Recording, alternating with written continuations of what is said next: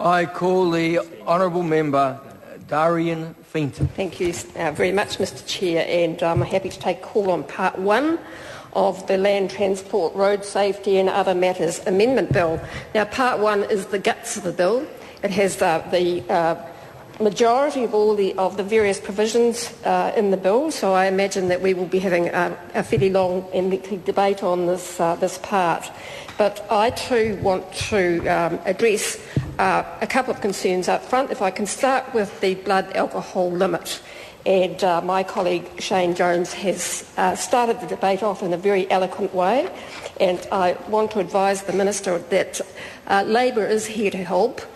We have tabled an amendment that would allow him to save face by agreeing to increase the blood alcohol limit, content limit, to decrease it from 0.8 to 0.5. The reason he needs to take this seriously is because everybody, you just have to look at the variety of polls that there have been. There have been numerous polls conducted throughout the country where the public support this, and they're extremely puzzled about why the Minister and why this national government is not prepared to put this into this bill, or indeed into another bill if that were the appropriate vehicle.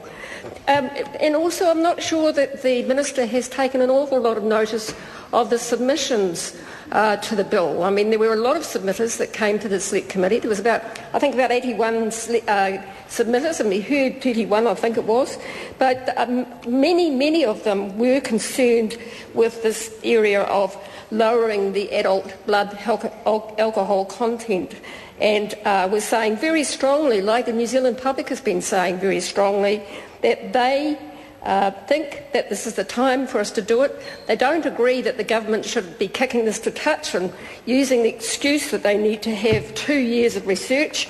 It's very, very clear, the advice is very clear that advice from officials, in fact, that a lower blood alcohol content will stay between 15 and 33 deaths and from 320 to 686 serious injuries. That on its own is enough to take action rather than waiting for a couple of years. But there's been 300 international studies that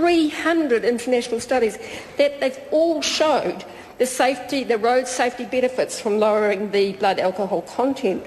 And we don't believe that collecting New Zealand-specific data is necessary because of those 300 international studies. What's so different about New Zealand? We don't understand why we have to go to the expense, why we have to be spending money when the country's struggling, why are we wasting money on collecting research that we don't need, why we aren't taking action right now. Now, I wanted to just refer to some of the submissions that came to the Select Committee. A range of groups, some very concerned groups actually. A group from Whangaparoa and Rodney came down. 77 of them were involved in putting a submission together.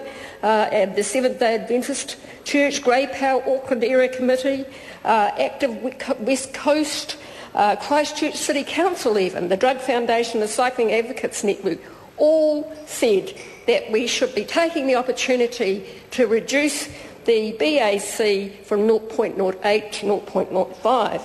Alcohol Health Watch strongly supported it. Now, they should know, I mean, they have to deal with the consequences of people who have problems with alcohol, and fundamentally it's often, we know we have a culture of binge drinking, we know we have alcohol problems in our country at the moment. The Law Commission has highlighted that very clearly, Mr Chair. And the Alcohol Health Watch talked about how we needed to change people's drinking behaviour because it not only stops crashes and people dying on the roads, but it leads to better outcomes in other areas, such as being less of a drain on the health sector. There was some other really significant groups who came along. The Drink Drive Intervention Trust. Professor Doug Selman was extremely interesting. He's from the National Addiction Centre. He strongly recommends that we lower the BAC.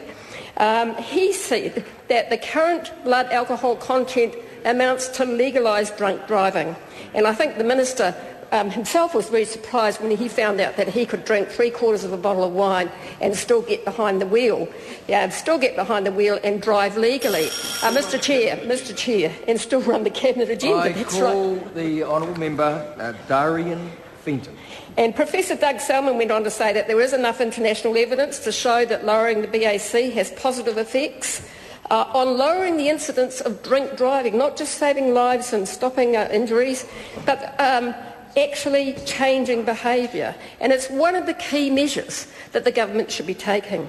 Herald on Sunday ran a campaign on lowering the blood alcohol content, and some people signed up to it. Some people, I'm not sure if members of the government were brave enough to put their names to it, but I know some of them actually agree with what the Herald on Sunday was saying. They had a nationwide campaign to get New Zealanders to pledge to 2 drinks max, and it also says there's enough evidence to show that we would get real positive results from changing the blood alcohol content. Now, the Alcohol Advisory Council, of course, also recommended lowering the BAC and talked about, again, changing the drinking culture of New Zealand. Now, the problem with the drinking culture we have on the roads is if people can drink, like the Minister, 3/4 of a bottle of wine and actually be legally smashed, but then get in the car and drive, why would people change their behaviour? They think that's okay. They drink, they measure the numbers of glasses of wine they can have, or the beers they can have, and they go, as long as I haven't had 3/4 of a bottle of wine, I'm okay. They don't think about how that impairs their driving. They don't think about the impact that has on their ability to drive safely and their impact it has on other drivers as well. Now, rural New Zealand women, now they were very interesting as well. And I would have thought they were, rural New Zealand women, good group actually, but good friends of the government, I would have thought. But they said that the government should be lowering the blood alcohol content across the board, and most of their members actually support zero tolerance. Now, we're not suggesting that. We're simply saying, why don't we use the international research that's available to us, and why doesn't this government take a brave step that will save between 15 and 33 lives every year? We don't need to wait for 2 years for New Zealand-specific research. And on, the New Zealand Nurses Organisation, now, they represent nurses. They know about the impacts of alcohol and drunk driving. And they said that the judgment about the ability to drive safely is severely compromised at 0.08. And they also were suggesting a nationwide education program, in addition to lowering the BAC, a nationwide education program to ensure better understanding of alcohol-related harm and the associated costs of this harm. Because, as I've said, it's not just about people dying and other road users being at risk and people being injured, but it's the costs to the health system, cost to people's lives. Losing someone in an instant on the roads has an enormous impact on people's lives. If they are badly injured, of course, there's an ongoing cost both to the families and to our health system. So there have been, as I said, there were many submissions in support of lowering the blood alcohol limit, and as I've said, there has been a number of polls throughout the country. There's been a number of trials. I think a number of media organisations, in addition to the Herald on Sunday, ran tests to see how much they could drink and still be legally below the limit, and found actually that it was quite frightening to find that they were able to actually get on the road, get behind the wheel and drive their cars. Now, as my colleague Shane Jones has said, we do support quite a number of features in Part 1, quite a number of measures in Part 1. Mr Chair, we do support some things like the zero limit for repeat drunk drivers, because that does address the issue of drunk driving, and the zero limit for under 20 drivers, and alcohol interlocks. That's a good thing. We think that, we really support that. And also doubling the minimum time for drugged or reckless driving that causes death. You know, people have to start to take this seriously. But unfortunately, Mr Chair, they're not going to take it seriously until this government takes the brave step that it needs to, supports the amendment that I have put forward and gets on and lowers the blood alcohol limit, not muck around for another 2 years looking for New Zealand-specific research, not mucking around with that. Get on with it. Let's fix it up. And otherwise, we just think the government's copped out on this, Mr Chair. It's a cop-out.